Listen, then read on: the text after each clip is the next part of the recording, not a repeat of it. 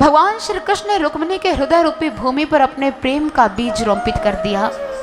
जो वो अंकुरित हुआ, पल्लवित हुआ, उसकी सुवास से संपूर्ण व्यक्तित्व ही सुवासित हो गया। और जब सारा व्यक्तित्व ही किसी की सुवास से सुवासित हो जाए तो दूरी कहाँ बर्दाश्त होती है। रुक्मिणी भी अपने प्रभु से मिल जाना चाहती है, लेकिन रुक्मिणी का भाई रुक्मी उसका विवाह गोपाल के साथ नहीं, शिशुपाल के साथ करवाना चाहता है। रुक्मिणी के जीवन रूपी झील पर आज बंधन के किनारे हैं। राजनीति, सीमा विस्तार इत्यादि ये जो षड्यंत्र हैं, उसने रुक्मिणी के जीवन रूपी नदी को झील बनाकर रख दिया है। बढ़ नहीं पा रही है, पहुंच जाना चाहती है। आज अपने कक्ष में अध्यासीन है, नेत्र मूंदे हैं, होठों पर छोटी सी मुस्कुराहट श्री कृष्ण की स्मृतियों में डूबी है। कहती है, अरे स्त्री का जीवन क्या किसी पयस्विनी से कम है? नदी कितने चरण पार कर जाती है, कभी चंचल बन चलती है, कभी बिल्कुल धीरे। मेरे जीवन रूपी नदी आज ऐसे किनारे पर है श्याम, जिसे मात्र सागर दिखाई दे रहा है। सागर कोई और कैसे हो सकता है? सागर तो श्याम तुम हो, तुम। लेकिन ये नदी सागर में कैसे समाहित हो जाए? हर बार नदी सागर की ओर बढ़ी है, क्या ऐसा नहीं हो सकता कि सागर ही दौड़ा चला आए अब की बार नदी की ओर? और अगर नदी सागर से न मिल पाए तो? नहीं नहीं, ऐसा विचार आते ही नेत्र खुल गए। कक्ष में चल रही है, चिंतन में है, और कक्ष की खिड़की से बाहर बादलों को झांकते हुए कहने लगी, कृष्ण मुझसे अच्छे तो ये बादल हैं, चल रहे हैं, गतिमान हो रहे हैं, एक दिन पहुंच जाएंगे अपने सागर में। लेकिन मैं तो रुक गई हूँ श्याम, मुझे तो कोई मार्ग दिखाई नहीं दे रहा। क्या तुम मेरी कोई सहायता नहीं करोगे? मैंने तो अपना सर्वस्व आपको मान लिया है। और सोचते सोचते एक दर्पण के आगे बैठ गई। सखी गीले केश सुलझाने लगी। रुक्मिणी ने कहा, सखी गीले केश तो सुलझा देगी, लेकिन मेरे जीवन की गुत्थी कौन सुलझाएगा? पास में पड़ा कर्ण कुंडल उठाया, अपने कान पर लगाकर देखा, कर्ण कुंडल के घुंघरू झुनझुना उठे। उसने कहा, अरे क्या तू मेरी आवाज बन सकता है? मेरी आवाज को मेरे श्याम तक पहुंचा सकता है?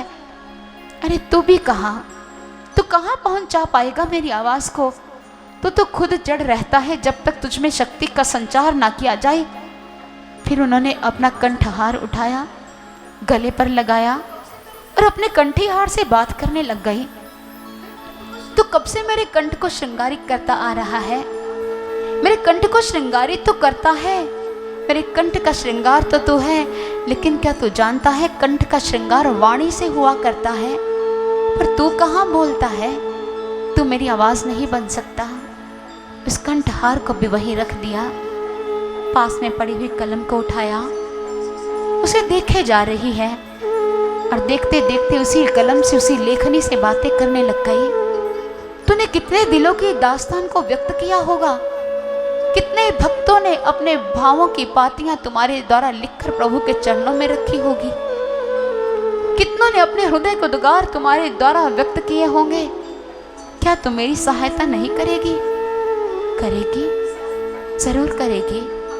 उसी लेखनी को स्याही में डुबोकर अपने हृदय के भावों को एक पत्र पर लिखने बैठ गई रुक्मिणी जी। रुक्मिणी जी ने आज एक पत्र लिखा, विश्वास पात्र ब्राह्मण देव को बुलाया और ब्राह्मण देव को कहा, हे ब्राह्मण देव, आप मेरे इस पत्र को द्वारिकाधीश के समीप पहुंचा दीजिए। इस बात को गुप्त रखना है, ये बात किसी को पता नहीं चलनी चाहिए। और द्वारिकाधीश को कह देना, समय बहुत कम है, जो करना है शीघ्र अति शीघ्र करे। विश्वास पात्र ब्राह्मण देव ने उस पत्र को संभाला और द्वारिका नगरी की ओर चल पड़े। जैसे द्वारिका नगरी में पहुंचे, द्वारिकाधीश ने इनका स्वागत सत्कार किया और ब्राह्मण देव से आने का कारण पूछा। ब्राह्मण देव, आप इतनी दूर से चलकर आए हैं, आपके आने का क्या प्रयोजन है? ब्राह्मण देव ने कहा, विदर्भ के राजा महाराज भीष्म की पुत्री रुक्मिणी जी ने आपके नाम पर एक पत्र लिखा है, उसे लेकर आया हूं। आपकी आज्ञा हो तो पत्र। श्री कृष्ण जी मुस्कुराने लगे। अवश्य है। और उस पत्र में रुक्मिणी जी ने अपने भावों को व्यक्त करते हुए क्या लिखा है, हम भी श्रवण करें। श्रुत्वा गुणान् भुवन सुंदर, श्रुत्वा गुणान् भुवन सुंदर, श्रुत्वा गुणान् भुवन सुंदर, श्रुत्वा गुणान् भुवन सुंदर, शृण्वतान्ते निर्विश्य करणा विवरैर्हरतोऽङ्गतापम् रूपं दृशां दृश्येमताम् अखिलार्थलाभं त्वय्यच्युता विशति चित्तमपत्रपं मे श्रुत्वा गुणान् भुवन सुंदर, श्रुत्वा गुणान् भुवन सुंदर। हे त्रिभुवन सुंदर, तुम्हारा जन्म भले कारागृह में हुआ हो, लेकिन तुम सबको मुक्त करने वाले हो। तुम सभी के जीवन के मनोरथ को पूर्ण करते हो। क्या मेरी अभिलाषा पूर्ण नहीं करोगे? मैं मन ही मन आपका वरण कर चुके हूँ। मैंने आपको अपना सर्वस्व मान लिया है। हे प्रभु, मैं चाहती हूँ कि आप आकर मेरा पाणी ग्रहण करें, लेकिन मेरा भाई मेरा विवाह आपके साथ नहीं शिशुपाल के साथ कराना चाहता है। जब जब यह बात मुझे याद कर आई जाती है, मेरा हृदय संतप्त हो जाता है। लेकिन जैसे आपके दिव्य गुणों का स्मरण करती हूँ, तो ऐसे लगता है कि रिमझिम बदली आकर कैसे मेरे उस संतप्त हृदय को शांत कर रही है। कर्णों में पावन यशोगान, पढ़ते ही हरता अंग ताप। इस रूप सुदर्शन से पल में लोचन हो शीतल लाभवान। इस नलिन चरण में अहो आज मन उमड़ चला तज लोक लाज। समस्त लोक लाज छोड़कर प्रभु आज आपको स्वीकार करने के लिए उद्यत हो रही हूँ। लेकिन प्रभु, जीवन में संकट ही संकट है। दिन भर आपको याद करती हूँ, सपनों के जाल बुनती हूँ, लेकिन वो सारे स्वप्न किसी क्षितिज पर जाकर ओझल हो जाते हैं। फिर धीरे धीरे उदास दोपहर भी ढल जाती है और सांझ का दुखमय अंधेरा काले बादलों की तरह मुझे डसने लग जाता है। और उस स्थिति में मैं अपने आप को संभाल नहीं पाती। हे श्याम सुंदर, फिर तुम्हें याद करती हूँ। तुम्हारी स्मृतियाँ मेरे संतप्त हृदय को शांत करती हैं। मेरे हृदय की आग तो यूँ शांत हो जाती है, लेकिन मेरे मन की प्यास क्या नहीं बुझाओगे? मुझे आशा है आप आएंगे और मेरे मन की प्यास अवश्य बुझाएंगे, अवश्य बुझाएंगे। मुकुंद महती कुलशील रूप विद्यावयो द्रविण धाम विरात्मतुल्यं धीरा पतिं कुलवती नवनीत कन्या कालेन सिंह नरलो कमनो अभिराम श्रुत्वा गुणान् भुवन सुंदर, श्रुत्वा गुणान् भुवन सुंदर। हे हृदयेश्वर, ऐसे महान गुणशीलवान विद्यावय धन और रूप धाम के कंठ कौन से कुल वाला चाहे न टालना वरमाला। एक स्त्री विवाह के योग्य उम्र को प्राप्त हो जाए और फिर तुम्हें देख ले, तो तुम्हारे देखने के पश्चात वो किसी और के बारे में कैसे सोच सकती है? विद्या वय धन रूप धाम, इन सभी में आप अद्वितीय हो। आप जैसा कोई नहीं है प्रभु। और मैं मन ही मन आपका वर्ण कर चुकी हूँ। मैं आप जैसे शेर का हिस्सा हूँ, और शेर का हिस्सा कोई सियार लेकर चला जाए, क्या शेर इस बात को स्वीकार कर पाएगा? नहीं प्रभु, शेर इस बात को सहन नहीं कर सकता इसलिए प्रभु इससे पहले सियार आ जाए, शेर आकर अपने हिस्से को स्वीकार कर ले और मेरा पानी ग्रहण कर ले। प्रभु, पपीहे की प्यास स्वाति की बूंद से ही बुझ सकती है, साधारण जल से वो अपनी प्यास नहीं बुझा सकता। चकोर चांद को देखकर ही अपनी तृप्ति को प्राप्त होता है। चांद के बिना चकोर के जीवन में शांति आ सकती है? अगर चकोर चांद के बिना जीवित नहीं रह सकती तो ये रुक्मिणी आपके बिना प्रभु जीवित नहीं रह सकती। मैं आपका ही वर्ण कर चुकी हूँ और आशा है आप आएंगे, मेरी अभिलाषा को पूर्ण करेंगे, मेरा पानी ग्रहण करेंगे। त्रिभुवन सुंदर पानी ग्रहण करेंगे। तन्मे भवान् खलु वृतः प्रतिरञ्जायमात्मा अर्पितश्च भवतो अत्र विभो विधेहि मा वीरभागं विमर्शतु चैत्य अना गोमायुवन् मृगपतेर् बलिमम्बुजाक्ष श्रुत्वा गुणान् भुवन् सुन्दर श्रुत्वा गुणान् भुवन् सुन्दर। हे त्रिभुवन सुंदर, मैं आपको अपना सर्वस्व मानती हूँ। तेरा मेरा संबंध यही। तू मधुमेह में तृषित हृदय, तू अगम शुद्ध की आस लिए, मैं मरु असीम प्यास लिए। मैं चिर विचलित संदेहों से, तू शांत अटल विश्वास लिए। तू जीवन का उल्लास लिए, मैं जीवन का उच्छ्वास लिए। तुझसे मिल पूर्ण चली बनने, तेरा मेरा संबंध यही।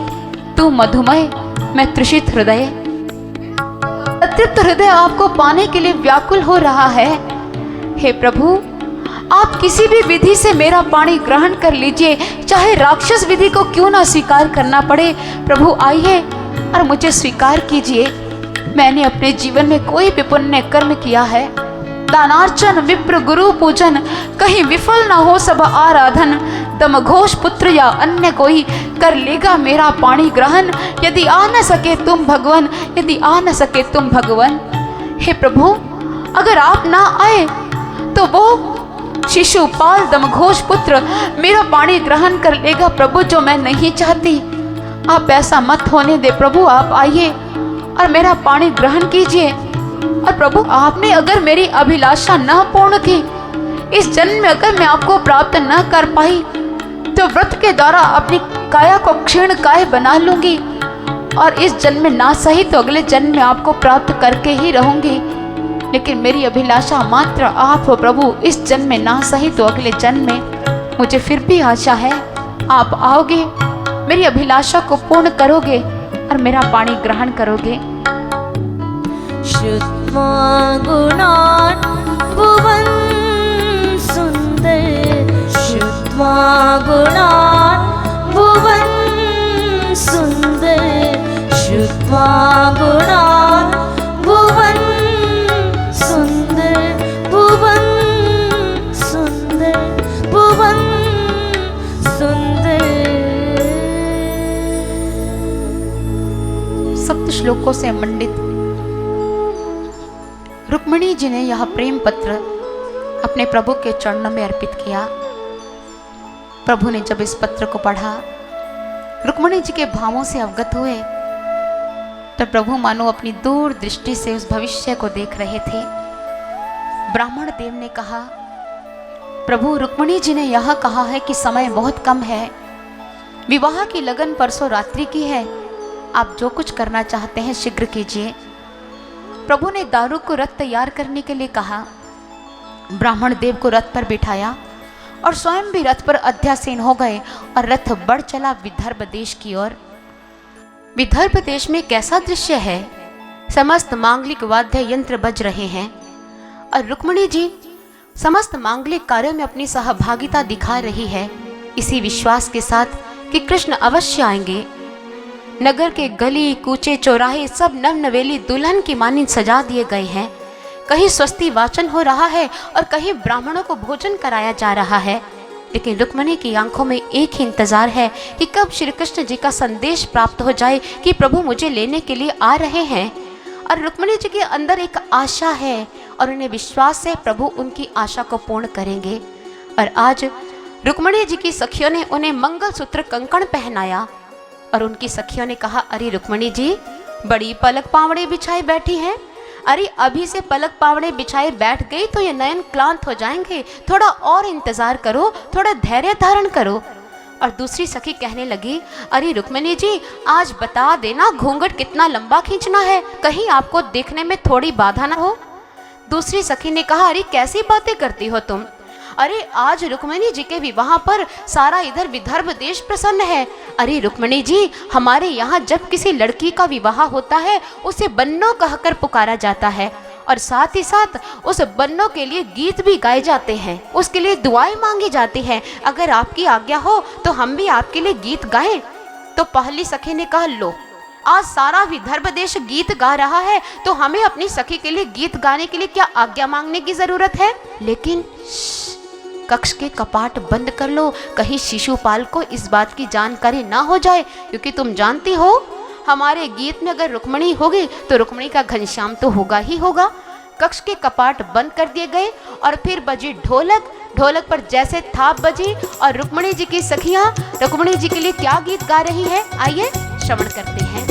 कान्हा आएंगे लेने सखी हो जाते या, कान्हा आएंगे लेने सखी हो जाते या, सखी हो जाते या, ओ सखी हो जाते या, हाँ सखी हो जाते या। कान्हा आएंगे लेने सखी हो जाते या, कान्हा आएंगे लेने सखी हो जाते या।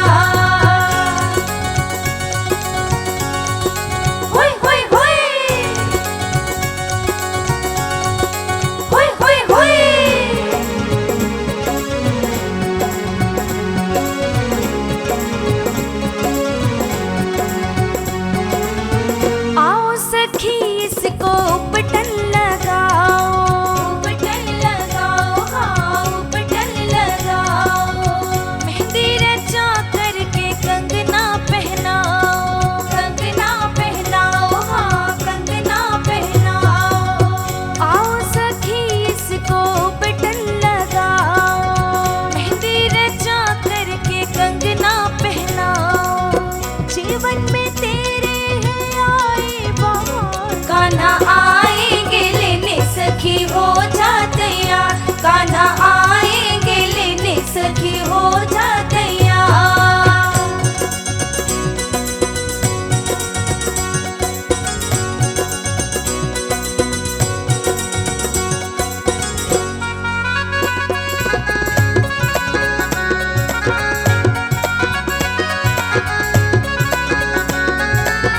आएंगे कान्हा तुझे ले जाएंगे, ले जाएंगे हाँ तुझे ले जाएंगे, अपनी दुल्हनिया बना ले जाएंगे, बना ले जाएंगे हाँ बना ले जाएंगे।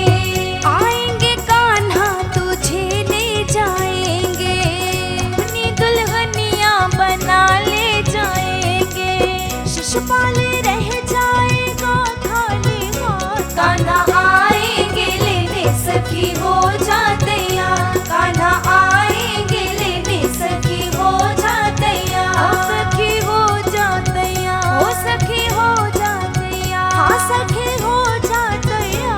कान्हा आएंगे लेने सखी हो जाते या, कान्हा आएंगे लेने सखी हो जाते या, कान्हा आएंगे लेने सखी हो जाते या, कान्हा आएंगे लेने सखी हो जाते या। इस प्रकार रुक्मिणी जी की सखियों ने रुक्मिणी जी को सुंदर वस्त्रों और आभूषणों के साथ सुसज्जित किया। ब्राह्मण समाज ने ऋग्वेद, यजुर्वेद, सामवेद इत्यादि मंत्रों के साथ रुक्मिणी जी के लिए रक्षा मंत्र पढ़े और उधर दूसरी तरफ चेदी नरेश दमघोष अपने पुत्र के विवाह के अवसर पर समस्त मांगलिक कार्य संपन्न कर संपूर्ण बारात के साथ कुंडिनपुर की ओर चल पड़ा। और उसकी बारात ने शाल्व, विदुरथ, पौंड्रक, जरासंध सभी अपनी विशाल सेना के साथ जो अस्त्रों शस्त्रों से सुसज्जित है वो भी कुंडिनपुर की ओर चल पड़े हैं। और बलराम जी को जब विपक्षी राजाओं की इस प्रकार की तैयारी का पता चला और उन्हें यह पता चला कि कृष्ण कुंडिनपुर की ओर जा चुके हैं और वहां पर उसके विरोधी राजाओं की संख्या बहुत ज्यादा है, बलराम जी ने भी अपनी विशाल सेना को तैयार किया और मार्ग में बिना विश्राम किए शीघ्र, अति शीघ्र, पूरी गति के साथ वो भी कुंडिनपुर पहुंच गए। और उधर रुक्मिणी जी जिनके चेहरे पर प्रसन्नता दृष्टि गोचर हो रही थी, अचानक उनके चेहरे पर अवसाद के मेघ गिर आए। रुक्मिणी जी की सखी ने उनको सांत्वना दी, रुक्मिणी जी अपना धैर्य मत छोड़िए, भगवान श्री कृष्ण आपके दिल की बात अच्छी तरह जानते हैं, वो अवश्य आएंगे। और रुक्मिणी जी ने कहा कि सखी पहले देख कर आ कि ब्राह्मण देव आए हैं या नहीं। सखी ने कहा नहीं रुक्मिणी जी, ब्राह्मण देव तो कहीं दिखाई नहीं दे रहे। और इतने में एक सखी दौड़ती हुई आई, अरे रुक्मिणी जी ब्राह्मण देव आ गए हैं और वो ब्राह्मण देव कह रहे हैं कि हमें आपसे मिलना है और वो बड़े प्रसन्न दिखाई दे रहे हैं। रुक्मिणी जी ने कहा सच, ब्राह्मण देव प्रसन्न है। और रुक्मिणी जी शीघ्र अतिशीघ्र ब्राह्मण देव से मिली और ब्राह्मण देव ने कहा रुक्मिणी जी, प्रभु ने आपके उस पत्र को स्वीकार किया है और प्रभु आपको लेने का संकल्प पूर्ण कर चुके हैं और वो यहाँ भी पहुँच चुके हैं। रुक्मिणी जी इतनी प्रसन्न हुई कि आज उसकी प्रसन्नता की कोई सीमा नहीं है। और इधर रुक्मिणी जी जहाँ अत्यंत प्रसन्न है, इस प्रसन्नता में वो ब्राह्मण देव को भेंट स्वरूप कुछ देना भी भूल गई। और उधर जहाँ सारे विदर्भ देश में मांगलिक वाद्य यंत्र बज रहे हैं, इधर रुक्मिणी जी को कुल परंपरा के अनुसार कुल देवी की पूजा करने के लिए जाना है। और उधर राजा भीष्मक को जब यह पता चला कि मेरी पुत्री रुक्मिणी के विवाह पर श्री कृष्ण और बलभद्र आए हैं, तो नंगे पांव चलकर उन्होंने उन दोनों का स्वागत किया। कोई समझ नहीं पा रहा है कि इनको न्योता किसने दिया, क्योंकि विदर्भ देश के राजा भीष्मक यह सोच रहे थे कि ये शिशुपाल के मौसेरे भाई लगते हैं, हो सकता है कि शिशुपाल ने बुलाया हो। लेकिन शिशुपाल यह सोच रहा था कि इस ग्वाले को यहाँ पर बुलाया किसने है। यह बात तो अनभिज्ञ ही रह गई कि उनको बुलाने वाला कौन है। और इधर श्री कृष्ण और बलराम जी का अभूतपूर्व स्वागत हुआ और रुक्मिणी जी को जब कुल देवी की पूजा के लिए राजमहल से बाहर लाया गया, तो उनके साथ ब्राह्मण समाज है और अपने ही राज परिवार की वृद्धा स्त्रियां हैं जो उनसे कुल देवी की पूजा करवाएंगी। मांगलिक वाद्य यंत्र साथ ही साथ बज रहे हैं और रुक्मिणी जी बहुत सुंदर लग रही है। जैसे वो कुल देवी के मंदिर में पहुंची, हाथ मुख स्वच्छ कर मंदिर की सीढ़ियां चढ़ मंदिर में प्रविष्ट हो गई। रुक्मिणी जी से षोडशोपचार पूजा करवाई गई। उन्होंने गणेश जी का और पार्वती का पूजन किया और जैसे जैसे वृद्धा स्त्रियां रुक्मिणी जी को पूजा करने के लिए कह रही थी, रुक्मिणी जी वैसे ही कर रही थी, लेकिन हर बार अपनी हर श्वास में यही कह रही थी कि हे पार्वती माँ, श्री कृष्ण ही हमारे पति हो। अगर तो मेरे किसी कर्तव्य कर्म से, मेरे पूजा कर्म से, मेरी भावना से प्रसन्न है तो माँ श्री कृष्ण को ही मेरा पति बनाना, मैं किसी और की होना नहीं चाहती। और रुक्मी ने अपनी बहन को यह संदेश भिजवाया कि अगर पूजा संपन्न हो गई है तो शीघ्र अतिशीघ्र बाहर आ जाए। रुक्मिणी ने जब अपने भाई रुक्मी का यह संदेश प्राप्त किया तो उसने अपनी सखी से कहा कि बहन, पहले यह देख कि बाहर क्या भगवान श्री कृष्ण पहुंच गए हैं। तो सखी ने कहा अभी तो श्री कृष्ण मंदिर के बाहर नहीं पहुंचे हैं। तो रुक्मिणी जी ने कहा मेरे भाई रुक्मी को यह कह दो कि अभी पूजा में समय लगेगा।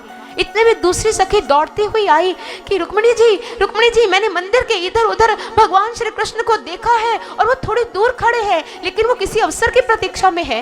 रुक्मिणी जी अत्यंत प्रसन्न हुई। रुक्मिणी जी जैसे ही मंदिर की सीढ़ियों से उतर रही थी तो मंदिर के चारों ओर उसी वक्त जरासंध, पौंड्रक, काशीराज और शिशुपाल सभी अपनी विशाल सेना के साथ वहां पर एकत्रित थे और मंदिर में सुरक्षा का कड़ा प्रबंध किया गया था। रुक्मिणी जी जब मंदिर की सीढ़ियां उतर रही थी, उनके रूप सौंदर्य को देखकर सभी इतने प्रभावित हुए कि सभी रुक्मिणी जी को देखते ही रह गए। और इसी अवसर का लाभ उठाया हमारे प्रभु श्री कृष्ण ने। उन्होंने कहा दारुक, रथ की गति को तीव्र करो और शीघ्र अतिशीघ्र रथ को मंदिर की सीढ़ियों के समीप लेकर जाओ। जैसे रथ की गति को दारुक ने बढ़ाया, रथ मंदिर की सीढ़ियों के समीप आया। रुक्मिणी जी मंदिर की सीढ़ियां उतर रही थी, श्री कृष्ण जी ने उसी वक्त अपना हाथ दिया। रुक्मिणी जी ने अपना हाथ दिया, श्री कृष्ण जी ने उन्हें रथ पर बिठाया और श्री कृष्ण जी रुक्मिणी जी को अपने साथ लेकर चल पड़े द्वारिका की ओर। वो श्वेत से नहाया हुआ ये दृश्य देखता रह गया, क्योंकि उसकी स्वप्नमाला वैजंती माला में गुथी द्वारिका नगरी की ओर चल रही थी। उसकी आशाओं का महल चकनाचूर हो गया और वो उपेक्षा और अपमान से तिलमिला रहा था। और जरासंध ने कहा इस ग्वाले को मैं जीवित नहीं छोड़ूंगा, ये हर कार्य में विघ्न डालता है, आज इसका प्राणांत मेरे हाथों में होगा। लगा और जरासंध अपनी विशाल सेना के साथ श्री कृष्ण का पीछा करने लगा, लेकिन बलभद्र की विशाल सेना ने जरासंध की सेना के छक्के छुड़ा दिए। और इधर रुक्मी ने जब यह देखा कि वो ग्वाला, वो कृष्ण मेरी बहन को यहाँ से ले गया है, तो उस वक्त उसने प्रण लिया कि अगर मैं अपनी बहन को कुंडिनपुर वापस ना ला पाया तो मैं अपनी राजधानी में प्रवेश नहीं करूंगा और मैं उस ग्वाले को जीवित नहीं छोड़ूंगा। और ऐसा सोचकर रुक्मी रथ पर सवार हुए और उसने श्री कृष्ण जी का पीछा किया। रुक्मी का रथ द्रुत गति से बढ़ रहा है और जैसे उसका रथ कृष्ण के रथ के समीप गया तो उसने कहा, अरे ग्वाले रुक, अरे मायावी रुक, पल भर में तुम्हारा गर्व समाप्त नहीं किया तो मेरा नाम भी रुक्मी नहीं है। और ऐसा कहकर रुक्मी ने जैसे तेज अस्त्रों शस्त्रों के साथ कृष्ण पर प्रहार किया तो प्रभु श्री कृष्ण जी ने अपने अस्त्रों शस्त्रों के द्वारा उसके सारे प्रहार काट दिए। और उसके पश्चात रुक्मी तलवार लेकर जैसे कृष्ण को मारने लगा, श्री कृष्ण जी ने रथ रोक लिया और अपनी तलवार से उसकी तलवार को काट दिया और रुक्मी को पकड़ लिया। और जैसे रुक्मी को पकड़ लिया और रुक्मी को मारने ही जा रहे थे तो रुक्मिणी जी इस दृश्य का अवेक्षण नहीं कर पाई और उन्होंने अपने प्रभु के चरण पकड़ लिए और कहने लगी, नहीं प्रभु, आप मेरे भ्राताश्री को मत मारिए, इसको मारना आपके योग्य काम नहीं है, प्रभु इन्हें जीवित छोड़ दीजिए। प्रभु ने कहा, नहीं रुक्मिणी, मैं इसको जीवित नहीं छोड़ सकता। ऐसे शत्रु को जीवित छोड़ना संकट को न्योता देना है, संकट को निमंत्रण देना है। बलराम जी ने रुक्मिणी जी के हृदय की स्थिति देखी तो उन्होंने कृष्ण को कहा कि कृष्ण, इसे जीवित छोड़ दे। कृष्ण का क्यों भैया, इसे क्यों जीवित छोड़ दूं? बलराम भैया ने कहा, कृष्ण मैं कह रहा हूं तू इसे जीवित छोड़ दे। भैया क्यों जीवित छोड़ दूं? अपने शत्रु को जीवित छोड़ दूं जो मुझे मारना चाहता था? कृष्ण मुझे सब पता है, मुझे समझाने की जरूरत नहीं है, मैं कह रहा हूं इसे जीवित छोड़ दे। भैया क्यों जीवित छोड़ दूं? कोई कारण भी तो होगा। बलराम भैया ने कहा, कारण तो है, इधर आओ। कृष्ण पास आए, कहते कान अपना मेरे मुख के समीप लेकर आओ। जैसे प्रभु कृष्ण ने अपना कान बलभद्र के मुख के समीप किया तो बलराम भैया ने कृष्ण के कान में क्या कहा, साला लगता है। सचमुच पत्नी का भाई साला ही होता है। और ऐसे उपहास को सुनकर भगवान श्री कृष्ण मुस्कुरा दिए और इधर रुक्मिणी जी की भी हंसी निकल आई, बलभद्र जी भी हंस पड़े और रुक्मिणी जी के हृदय की जो अत्यंत विचलित स्थिति हुई थी वो फिर से सामान्य हो गई। प्रभु ने रुक्मी को जीवित तो छोड़ दिया लेकिन उसे सिर के बालों से और मूंछ से विहीन कर दिया और उसे यूं ही छोड़ दिया। इस अपमान को रुक्मी सहन नहीं कर पाए और वो कभी अपनी कुंडिनपुर राजधानी में नहीं गए और वहीं पर उन्होंने भोजकट नामक एक नई नगरी का निर्माण कर लिया। और इधर भगवान श्री कृष्ण जैसे ही द्वारिका नगरी में श्री रुक्मिणी जी के साथ पहुंचे, श्री कृष्ण और श्री रुक्मिणी जी के विवाह की विधिवत तैयारियां हुई और उनका विधिवत विवाह संपन्न हुआ। उनको कोई बधाई देने आ रहा है, कोई भेंट लेकर आ रहा है, कोई कैसा उपहार दे रहा है, कोई कैसी भेंट दे रहा है, सभी बहुत प्रसन्न है। आज सारी प्रजा अपने प्रभु के विवाह उत्सव पर खुशियां मना रही है, झूम रही है, नाच रही है, गा रही है। आइए प्रभु के इस विवाह उत्सव पर हम भी उन प्रजावासियों के साथ खुशियां मनाएं, हम भी झूम लें, हम भी उनके साथ प्रभु के उत्सव की प्रसन्नता का आनंद अपने जीवन में प्राप्त कर हम भी आनंदित हो जाएं। आइए श्रवण करते हैं। खुशियाँ मनाओ सब हो के मगन, देवो देवो बधाई। खुशियाँ मनाओ सब हो के मगन, देवो देवो बधाई। खुशियाँ मनाओ सब हो के मगन, देवो देवो बधाई। खुशियाँ मनाओ सब हो के मगन, देवो देवो बधाई। देवो बधाई सब देवो बधाई, सब देवो बधाई। देवो बधाई सब देवो बधाई, बधाई सब देवो बधाई। खुशियाँ मनाओ सब हो के मगन, देवो देवो बधाई। खुशियाँ मनाओ सब हो के मगन, देवो देवो बधाई।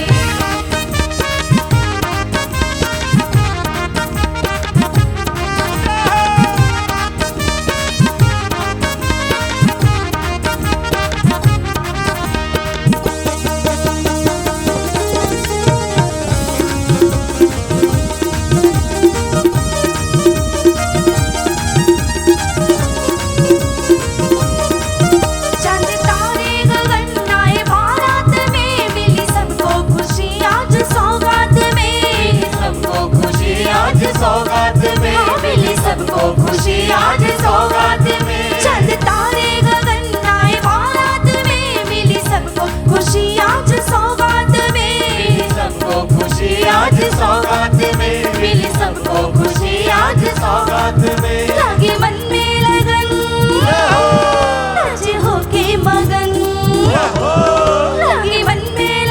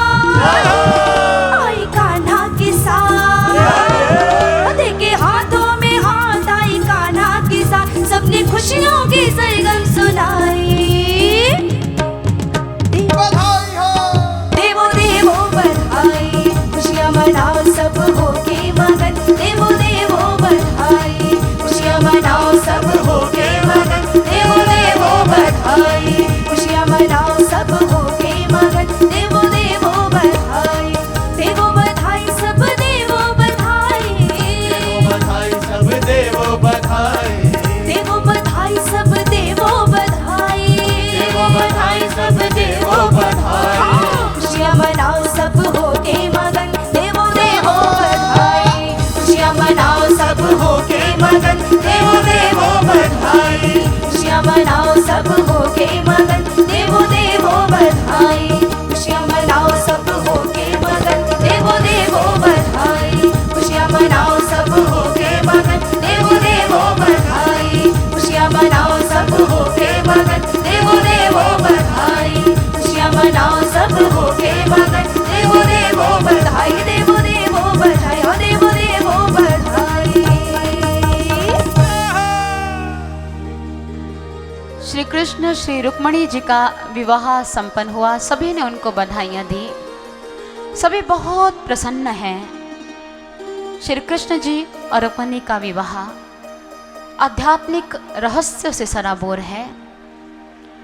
रुक्मणी ने विवाह से पूर्व एक पत्र लिखा था अपने प्रभु के नाम। रुक्मणी प्रतीक है प्रत्येक जीवात्मा की। श्री कृष्ण साक्षात परमात्मा है। रुक्मणी रूपी आत्मा ने परमात्मा का वर्ण किसके सहयोग से किया? ब्राह्मण देव। ब्राह्मण देव यहाँ प्रतीक है एक संत के। जब भी किसी जीवात्मा ने ईश्वर का साक्षात्कार किया है तो संत की कृपा से ही किया है। बिना तत्ववेता संत के कोई भी व्यक्ति अपने घट में ईश्वर का साक्षात्कार नहीं कर सकता। संत ईश्वर के द्वार पर दस्तक देने की प्रक्रिया है। संत ईश्वर से दर्शन करवाते हैं, ईश्वर से मिलाते हैं, ईश्वर का साक्षात्कार करवाते हैं। मीराबाई जी ने अपने जीवन के अनुभव के बारे में मानव समाज को बताते हुए कहा, मीरा के प्रभु गिरिधर नागर सतगुरु दई बताई, जुगन जुगन की बिछड़ी मीरा घर में लीनी लाई। मीरा के गिरिधर, मीरा के गोपाल सभी को पता है। मीरा के प्रभु गिरिधर नागर सतगुरु दई बताई। सतगुरु ने बताया कि मीरा तो अपने गिरिधर से कैसे मिल सकती है। अभी तो मात्र अपने गिरिधर की प्रतिमा का पूजन करती है, गिरिधर को भोग लगाती है, लेकिन अपने घट में गिरिधर के दर्शन तो नहीं किए। सतगुरु दई बताई, गुरु ने बताया। जुगन जुगन की बिछड़ी मीरा घर में लीनी लाए। जो मीरा युगों युगों से अपने श्याम से बिछुड़ चुकी थी, घर में अर्थात इस शरीर रूपी घर में मीरा ने अपने कृष्ण के उस प्रकाश रूप को प्राप्त कर लिया, अपने कृष्ण को देख लिया अपने गुरु की कृपा से। और मीराबाई जी ने फिर स्पष्ट शब्दों में कहा, मीरा ने गोविंद मिलया जी, गुरु मिलया रैदास। मीरा अपने गोविंद से तब मिली जब गुरु रविदास जी मेरे जीवन में आए। गुरु की कृपा से ही मैंने अपने घट में ईश्वर को देखा है। बहुत सारे लोग हैं जो विचार विमर्श करने हेतु हमारे पास आते हैं और उन लोगों का हमारे से एक सवाल है। लोग कहते हैं कि हम मान गए हैं, हमें समझ भी आ गई है कि गुरु के द्वारा ईश्वर का साक्षात्कार किया जा सकता है, लेकिन हम तो गुरु पहले ही धारण कर चुके हैं, लेकिन ईश्वर के दर्शन भी नहीं हुए, तो हम क्या करें? आपका जो प्रश्न है अति उत्तम है और इसका समाधान हम आपको प्रदान करने जा रहे हैं। जो लोग यह कहते हैं कि हम अपने जीवन में गुरु कर चुके हैं, उन लोगों को शायद यह नहीं पता कि गुरु शब्द का अर्थ क्या है। गु अंधकार है, रू प्रकाश है। अज्ञानता के अंधकार से जो हमें निकालकर परमात्मा के प्रकाश की ओर ले जाए उसे गुरु कहते हैं। और अगर हमें ईश्वर के प्रकाश का दर्शन करवाने वाला गुरु नहीं मिला तो मत समझिए आपको आध्यात्मिक जगत का गुरु मिल गया है। इस संसार में आपको अगर उस गुरु की प्राप्ति हुई है तो वो आपका शिक्षा गुरु हो सकता है, जिसने आपको अच्छी शिक्षाएं दी। चोरी मत करो, झूठ मत बोलो, ईश्वर की भक्ति करो, ये शिक्षाएं हैं। शिक्षा गुरु शिक्षाएं दे सकता है, लेकिन ईश्वर के दर्शन तो आध्यात्मिक जगत का गुरु ही करवा सकता है। इसलिए अगर हमारे जीवन में आध्यात्मिक जगत का गुरु नहीं आया तो उस गुरु को धारण कर आप अपने घट में ईश्वर के दर्शन कर सकती हैं। जैसे नरेंद्र अपने जीवन में एक संत के पास गए। उन्होंने कहा कि मैंने धर्म ग्रंथों का अध्ययन किया है, शास्त्रों का पठन पाठन किया है, मुझे पता चला है कि ईश्वर घट में दिखाई देते हैं, आप मुझे ईश्वर का ज्ञान दीजिए। उन्होंने कहा देखिए मैं व्रत रखता हूँ ईश्वर की प्राप्ति हेतु। नरेंद्र ने कहा कितने समय से? उन्होंने कहा मुझे 5 महीने हो गए। विवेकानंद जी ने कहा अगर तुम्हें इतने समय से व्रत रखने पर भी ईश्वर की प्राप्ति नहीं हुई तो मैं अगर तुम्हारे कहने पर व्रत रखूंगा तो मुझे ईश्वर की प्राप्ति कैसे हो सकती है? ये गुरु का सच्चा ज्ञान नहीं हो सकता, क्योंकि ग्रंथ कहते हैं गुरु जब ज्ञान देता है तत्क्षण ईश्वर के दर्शन घट में करवा देता है। गुरु यह नहीं कहता कि घर में जाकर पहले नाम की कमाई करो, अपने कर्म संस्कारों के पहाड़ों को काटो, फिर जाकर तुम्हें ईश्वर के दर्शन होंगे। ये पूरे गुरु की पहचान नहीं होती। पूर्ण गुरु की पहचान क्या है? उसका ज्ञान जिसके घट में प्रकट होते ही उसी वक्त ईश्वर के दर्शन होते हैं। फूटी आंख विवेक की, लखे न संत असंत, जिसके पीछे 10-20 लोग कहे महंत। सज्जनों, संत की पहचान भीड़ नहीं होती। संत की पहचान उसका ज्ञान है कि जैसे ही हमें ज्ञान दीक्षा की प्राप्ति हुई, ब्रह्म ज्ञान की प्राप्ति हुई, हम उसी वक्त अपने घट में ईश्वर के दर्शन कर ले। नरेंद्र दूसरे संत के पास गया, उसने विधि दी, हठ योग कर नरेंद्र ने किया और फिर गुरुदेव के पास गया। गुरुदेव, ईश्वर के दर्शन तो हुए नहीं। उन्होंने कहा अभी तो मुझे भी नहीं हुए, तू प्रयास कर, मैं भी कर रहा हूं। उन्होंने कहा ये गुरु की पहचान नहीं है। तीसरे के पास गए, चौथे के पास गए, 50 संतों के पास गए, सभी ने अपनी विधि दी, लेकिन किसी विधि से ईश्वर का दर्शन नहीं हुआ। विवेकानंद जी हताश हो गए। शायद ईश्वर का साक्षात्कार नहीं हो सकता, शायद ग्रंथों की बात झूठी हो। मन में एक संशय ने जन्म लिया। संतों पर से विश्वास उठ गया कि सारे संत ये व्यवसायिक हैं, धर्म के नाम पर पैसा कमा रहे हैं, लेकिन ईश्वर का दर्शन करवाने वाला कोई संत नहीं है। नरेंद्र के मित्र उनसे मिलने के लिए आए। मित्र, मेरे घर में एक संत आए हैं, चलो चलकर तुम बात कर लो। नरेंद्र ने कहा नहीं, मैंने अपने जीवन में बहुत से संतों से मुलाकात की है। शास्त्रों का व्याख्यान सभी करते हैं, ईश्वर की चर्चा सभी करते हैं, ग्रंथों का पठन पाठन सभी करते हैं, लेकिन ईश्वर का साक्षात्कार कराने वाला कोई नहीं है। उन्होंने कहा जहां अनेकों संतों से मिल लिए तो एक संत से और सही, हो सकता है तुम्हारा मार्ग वो प्रशस्त कर दे। नरेंद्र अपने मित्र की बात सुनकर उसके घर चले गए। सामने थे रामकृष्ण परमहंस जी। रामकृष्ण परमहंस जी ने कहा नरेंद्र, मैंने सुना है तुम बहुत सुंदर गाते हो। नरेंद्र ने कहा देखिए, मैं आपकी चिकनी चुपड़ी बातों में नहीं आने वाला, मेरे तो कुछ सवाल हैं, अगर आपके पास उनका जवाब है तो दे दीजिए। नरेंद्र ने अपना पहला सवाल पूछा, क्या आपने अपने घट में ईश्वर के दर्शन किए हैं?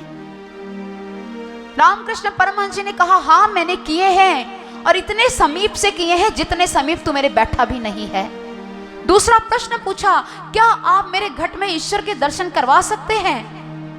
रामकृष्ण परमहंस जी ने कहा मैंने खुद देखा है और तुम्हें दिखा सकता हूं। और ऐसा कहकर उन्होंने नरेंद्र के मस्तक पर हाथ रखा, दिव्य नेत्र खुल गया और नरेंद्र ने अपने घट में ईश्वर के दर्शन कर लिए। और उसके पश्चात नरेंद्र संतों के पास नहीं गए, उनकी भटकना समाप्त हो गई, क्योंकि पूरे गुरु की प्राप्ति हो गई। हमें भी ऐसे पूरे गुरु की तलाश हो, श्रोत्रिय ब्रह्मनिष्ठ गुरु की चाहत हो, तत्ववेता संत की चाहत हो, क्योंकि वो ही हमें ईश्वर के दर्शन करवा सकते हैं। इसलिए आप यहां मत सोचिए कि हम गुरु कर चुके हैं लेकिन ईश्वर साक्षात्कार नहीं हुआ। कबीर साहिब जी कहते हैं जब तक गुरु मिले नहीं साचा, 10-20 या करो 50। सच्चा गुरु करो, चाहे 50 के पास क्यों ना जाना पड़े। उदाहरण स्वरूप, हमारे घर में हमारा बच्चा अस्वस्थ हो, आप एक डॉक्टर के पास जाते हैं, बच्चे का इलाज करवाते हैं, 7-8 दिन तक इलाज चला लेकिन रिकवरी नहीं हुई। आप कहते हैं कि बच्चे को दूसरे डॉक्टर के पास ले जाएं। बच्चे को दूसरे डॉक्टर के पास लेके जाते हैं, वो डॉक्टर डायग्नोज करता है, दवाइयाँ लिख कर देता है, बच्चे को आप दवाइयाँ देते हो, उसका ध्यान रखते हो, लेकिन बच्चे के स्वास्थ्य में कोई सुधार नहीं। आप फिर क्या करोगे? तीसरे डॉक्टर के पास जाएंगे। तीसरे डॉक्टर से आप दवाइयाँ लेते हो, बच्चे का इलाज करवाते हो, बच्चे का पूरी तरह इलाज हो रहा है, डॉक्टर ने सब कुछ देखा, अच्छा डायग्नोज किया, बच्चा स्वस्थ हो गया। अब आप क्या चौथे डॉक्टर के पास जाएंगे? आप नहीं जाएंगे, क्योंकि आपका बच्चा वहां से स्वस्थ हो चुका है। अब चौथे डॉक्टर की जरूरत नहीं है, अन्य किसी चिकित्सक या वैद्य की जरूरत नहीं है। आपके कदम वहां रुके जहां से आपकी अभिलाषा पूरी हो गई। आप ईश्वर को मिलना चाहते हैं, आप एक संत के पास गए, आपकी अभिलाषा पूरी नहीं हुई, तो आप रुक क्यों गए? आगे बढ़िए, दूसरे संत से पूछिए, क्योंकि भगवान श्री कृष्ण जी ने हमें यह अधिकार दिया है। जब भगवान ने अर्जुन को ब्रह्म ज्ञान दिया, अर्जुन ने अपने घट में ईश्वर के तत्व स्वरूप के दर्शन किए। अर्जुन ने कहा प्रभु बड़ा सहज था, आप मेरे सखा हैं, संबंधी हैं, वक्त आने पर आप गुरु भी बन गए, आपने मुझे ज्ञान दिया और ईश्वर से जोड़ दिया। लेकिन आने वाले समय में जब लोगों के अंदर ईश्वर के दर्शन करने की अभिप्सा होगी, ईश्वर का दर्शन करना चाहेंगे, वो लोग कहाँ जाएंगे? कहाँ ढूंढेंगे आपको? किसके पास जाएंगे? भगवान श्री कृष्ण श्रीमद् भगवद गीता के अंतर्गत कहते हैं, तद्विद्धि प्रणिपातेन परिप्रश्नेन सेवया उपदेक्षन्ति ते ज्ञानं ज्ञानिनस्तत्त्वदर्शिनः, कि वो लोग संतों के पास जाएं, श्रद्धा भाव से उन्हें प्रणाम करें और तदुपरांत उनसे प्रश्न पूछें कि क्या तू मेरे घट में ईश्वर के तत्व स्वरूप का साक्षात्कार करवा सकता है। ये भगवान श्री कृष्ण ने भगवद गीता में कहा है। अगर आपके पूछने पर वो संत महापुरुष यह कहते हैं कि हाँ मैंने खुद देखा है और आपको ज्ञान दीक्षा देते समय ही करवा दूंगा, तो आप उससे ज्ञान ले लीजिए और जब दर्शन हो जाए तो मान लो यही सच्चा संत है और यही तुम्हारे जीवन में कल्याण का मार्ग प्रशस्त करने वाला है। इसलिए अपने कदम मत रोकिए। बच्चे के शरीर के लिए, उसके स्वास्थ्य के लिए हम कितना भागते हैं और हमारी आत्मा जो जन्मों जन्मों से रोगी है, परमात्मा से बिछड़ी हुई है। परमात्मा हमें इस धरती पर भक्ति करने के लिए भेजते हैं, साधन भजन करने के लिए भेजते हैं, हम परमात्मा को भूल जाते हैं। आत्मा रोगी हो चुकी है, उसकी आवाज तुम सुन नहीं पा रहे, मन की आवाज सुनते हो। मन चाहता है आज चाय पी ली जाए, मन चाहता है आज थिएटर में चले जाएं, मन चाहता है आज जल्दी ना उठा जाए। कभी आपने कहा कि आत्मा ये कह रही है? कभी नहीं निकला मुख से, मन ही कहते हैं। क्यों? क्योंकि आत्मा की आवाज सुनने का सामर्थ्य हासिल नहीं है, वो तो रोगी है, बोल नहीं पा रही है। मन को हमने अपने शरीर का राजा बनाया हुआ, अपने इशारों पर नचा रहा है, हम नाच रहे हैं। इसलिए ये आत्मा तड़प रही है, रुग्ण है, इसका इलाज करवाना है तो तत्ववेता संत के पास जाकर ब्रह्म ज्ञान की औषधि ले लो, उसे परमात्मा मिल जाएंगे, उसका रोग दूर हो जाएगा और आपका जीवन सुंदर हो जाएगा। इसलिए ये शास्त्र सम्मत सिद्धांत है, हमारा अपना मत नहीं है। ग्रंथ कहते हैं अंतस्थ सच्चिदानंद साक्षात्कारं सुसाधयेत यो सावेव गुरु प्रोक्त परो नाम धर स्मृत। जो अंदर स्थित सच्चिदानंद का साक्षात्कार करवा दे वो ही पूर्ण गुरु है, बाकी नाम भर के गुरु है। इसलिए हमारे शास्त्र कहते हैं कि आप जाएं, आगे बढ़ें। अगर नरेंद्र आगे बढ़े तो उनको पूरा गुरु मिला भी, और देखो वो विवेकानंद जी के नाम से प्रसिद्ध हुए और भारतीय संस्कृति का ध्वज उन्होंने विदेशी धरती पर भी लहरा दिया और हमारे कदम रुके हुए हैं। तुम भी इसी धरती की संतान हो, तुम्हारा अधिकार है अपने प्रभु को प्राप्त करना। यह अध्यात्म से सुसज्जित भूमि है, इसलिए आगे बढ़िए। अपने पड़ोसियों को, अपने संबंधियों को, अपने संतानों को, अपने रिश्तेदारों को ये संदेश दो कि हम अध्यात्म की धरती पर रहने वाले हैं, तो अध्यात्म से दूर क्यों? भारत देश की एक ही शान है अध्यात्म। अमेरिका की शान उनकी आर्थिक संपदा हो सकती है, इंग्लैंड की शान उनकी राजनीति हो सकती है, भारत की शान तो उसका धर्म है, धर्म। और वो धर्म परमात्मा को धारण करना है। और अगर परमात्मा को धारण नहीं किया तो हम धार्मिक कहाँ हुए? धारण तभी करोगे जब ईश्वर को देखोगे। वस्त्र देखते हो, वस्त्र को धारण करते हो। ईश्वर देखोगे तो ईश्वर को धारण कर पाओगे। और जीवन परमात्मा के साथ जुड़कर अगर व्यतीत करोगे तो आपका जीवन बहुत सुंदर होगा। और ईश्वर के साथ जुड़कर किया गया कर्म पूजा कहलाता है। लोग कहते हो वर्क इज वर्शिप, पर मैं इस बात से सहमत नहीं हूं। काम पूजा है नहीं, ये काम तब तक पूजा नहीं बन सकता जब तक ईश्वर के साथ जुड़कर ना किया जाए। ईश्वर के साथ जुड़कर करने पर ही काम पूजा बनता है। इसलिए सज्जनों, रुक्मिणी ने जो पत्र लिखा वो मात्र रुक्मिणी की पुकार नहीं थी, वो हर एक जीवात्मा की पुकार है जो परमात्मा का वर्ण करना चाहती है। और प्रभु ने उस पुकार को सुना और स्वयं रुक्मिणी जी का पाणी ग्रहण किया। जीवात्मा परमात्मा से मिल गई, जीवन का लक्ष्य पूरा हो गया। हमने यह सुना कि जब भी एक जीवात्मा परमात्मा की ओर बढ़ती है तो मार्ग में संकट आते हैं, बाधाएं आती हैं। रुक्मिणी के जीवन में भी आ रही थी। उनका भाई रुक्मी नहीं चाहता था कि इनका विवाह गोपाल के साथ हो, लेकिन रुक्मिणी चाहती थी कि मेरा जीवन का लक्ष्य अगर कृष्ण है तो मुझे मिल जाना चाहिए। और जब जीवन में संकट आते हैं लेकिन परमात्मा का सहारा लिया जाए, आश्रय लिया जाए, तो परमात्मा सारे संकटों को दूर कर देते हैं। क्या कहते हैं? दरिया दूषण दास में नहीं राम में दोष, जन चालो एक पड़े हरि चाले सो कोस। तुम परमात्मा की ओर एक कदम बढ़ाओगे, परमात्मा 100 कदम चलकर तुम्हारा हाथ थाम लेगा। रुक्मिणी ने पत्र के रूप में एक कदम बढ़ाया था और कृष्ण स्वयं उसका पाणी ग्रहण करने के लिए आ गए थे। और इसलिए आज श्री कृष्ण की कृपा इस प्रांगण में बरस रही है। वो अपने दर्शन देने के लिए उद्यत हो रहे हैं। तुम कदम बढ़ाओ, उस ज्ञान की मांग हमसे करो। हम ज्ञान दीक्षा देते समय ही तुम्हारा कृष्ण तुम्हारे घट में प्रकट कर देंगे। और सर श्री आशुतोष महाराज जी वो महान विभूति है जो ऐसा करने का सामर्थ्य रखती है। तीसरा, हमने इसी रुक्मिणी विवाह प्रसंग में सुना, भगवान श्री कृष्ण को रुक्मिणी बहुत पसंद करती थी, उनसे प्रेम करती थी और रुक्मिणी ने अपना सर्वस्व प्रभु के चरणों में अर्पित कर दिया। हमारे जीवन का अस्तित्व किसकी वजह से है? उस परमात्मा की वजह से। हमारे घर में जो संपदा के भंडार लगे हैं किसकी वजह से? परमात्मा की कृपा है। सुख शांति का साम्राज्य है तो किसकी अनुकंपा है? उस कृष्ण की कृपा है। जब एक माली किसी फूल को पल्लवित कर देता है अपने पुरुषार्थ के द्वारा, उसका ध्यान रख, उसे पानी दे, बीज दे, तो फूल के अंदर में एक ही कामना होती है, जिसने मुझे ये जीवन दिया, मुझे खिलने का अवसर दिया, मैं उसी के चरणों में कुर्बान हो जाऊं, यही मेरे जीवन की सार्थकता है, क्योंकि मेरा जीवन उसी की वजह से है। इसलिए कहते हैं, let your life be like a flower born in full bloom, given away utterly petals scent and all to the gardener who brought it into existence. और रुक्मिणी ने यही किया। To be a winner in this fair all you need to give is all you have.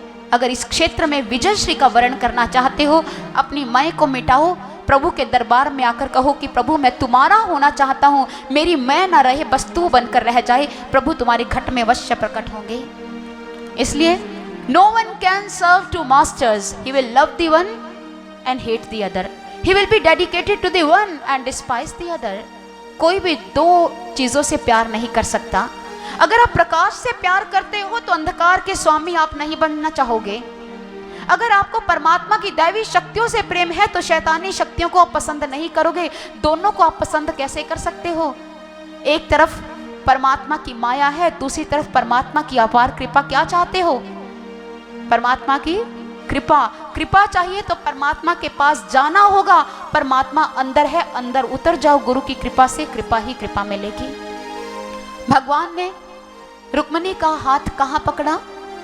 मंदिर में। मंदिर की सीढ़ियां रुक्मिणी उतर रही हैं और श्री रुक्मिणी जी जब उतर रही है तो श्री कृष्ण जी ने हाथ पकड़कर उनको स्वीकार कर लिया।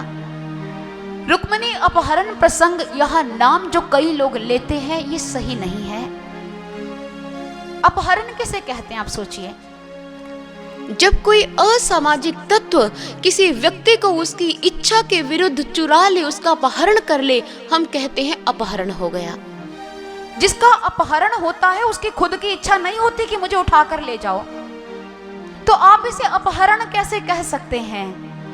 यहाँ तो रुक्मिणी जी खुद चाहती हैं कि कृष्ण आओ, चाहे राक्षस विधि को अपनाओ, लेकिन मुझे उठाकर ले जाओ। यहाँ तो वो खुद चाह रही है। इसे अपहरण नहीं कहेंगे, इसे श्री कृष्ण रुक्मिणी विवाह प्रसंग कहेंगे, जीवात्मा की पुकार प्रसंग कहेंगे, जो पुकार प्रभु सुनते हैं। इसलिए पूजा स्थल पर अपहरण नहीं, उन्होंने समर्पण किया और प्रभु ने वहीं आकर उनको स्वीकार कर लिया। इसलिए आप भी रुक्मिणी का प्रतीक हैं। रुक्मिणी जी हम में से हर एक व्यक्ति का, हर उस आत्मा का प्रतिनिधित्व कर रही हैं जो परमात्मा के दर्शन करना चाहती हैं। अगर आप दर्शन करना चाहते हैं तो आप भी ब्राह्मण देव का प्रतिरूप कोई तत्ववेता संत ढूंढिए जो आपके घट में ईश्वर के दर्शन करवा दे। आपको खुली छूट है, आप कहीं भी जा सकते हैं, लेकिन गुरु धारण करने से पूर्व, संत धारण करने से पूर्व अपनी शर्त रख देना कि ज्ञान दीक्षा देते समय ही दर्शन करवाने होंगे, क्योंकि शास्त्र यही कहते हैं, भगवान श्री कृष्ण यही कहते हैं। अगर कोई भी संत आपकी शर्त पूरी नहीं करता तो दिव्य ज्योति जागृति संस्थान तुम्हारा हार्दिक स्वागत करता है। हम आपकी शर्त पूरी करेंगे। और इसलिए समय बहुत हो गया है, प्रभु के जय घोष के साथ अपनी वाणी को विराम देना चाहूंगी। दोनों हाथ ऊपर कर ले। प्रभु हाथों की रेखाएं बदलने का सामर्थ्य रखते हैं। सच्चे हृदय के साथ नेत्र मूंद कर आज प्रभु के चरणों में जय घोष करें।